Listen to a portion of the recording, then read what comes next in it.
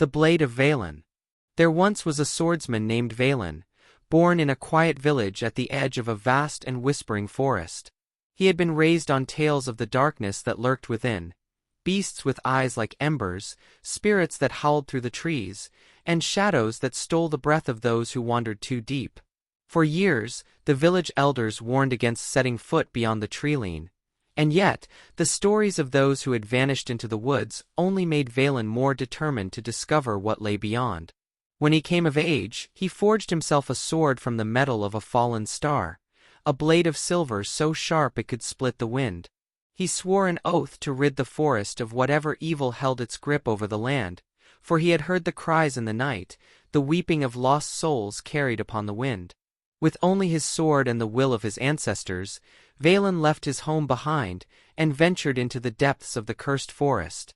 The first nights were filled with whispers, voices from unseen mouths speaking in tongues long forgotten. Strange lights danced between the trees, and unseen hands plucked at his cloak. Yet he did not falter. He followed the trails left by those before him, the broken branches, the sunken footprints in the damp earth, and the remnants of shattered shields. What he found were not just lost travelers, but warriors who had come before him, each fallen to the darkness that lurked within. It was on the seventh night that he met the true horror of the forest, a creature of mist and shadow, its form ever shifting, its voice a chorus of the lost. It had no face, only a void where its eyes should have been, and yet, Veylan felt its gaze upon him as if it weighed his very soul. The creature spoke of hunger, of an endless yearning to consume, and it lunged at him with claws that turned the air to ice. Veylan did not hesitate. He met the beast with his silver blade, the metal singing as it struck.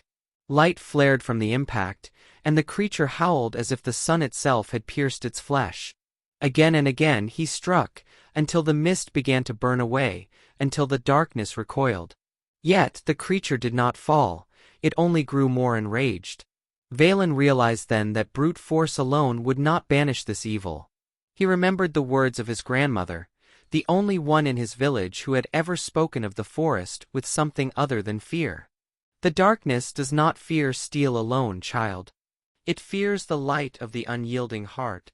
With that, Veylan closed his eyes, steadied his breath, and called forth the fire within his soul. When he opened them again, his blade burned with a light not of the sun, nor of any flame known to man. It was the light of defiance, of courage, of an unbroken will. With one final strike, he drove his sword through the heart of the beast, and it let out a wail that shook the trees to their roots.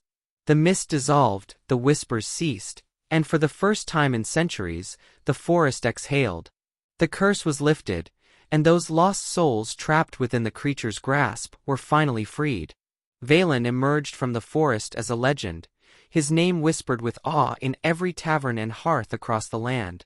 Yet he did not return to his village, for he knew the world was still filled with darkness, and as long as it remained, so too would the light of his blade. And so the wandering swordsman walked on, his path ever forward, his legend ever growing.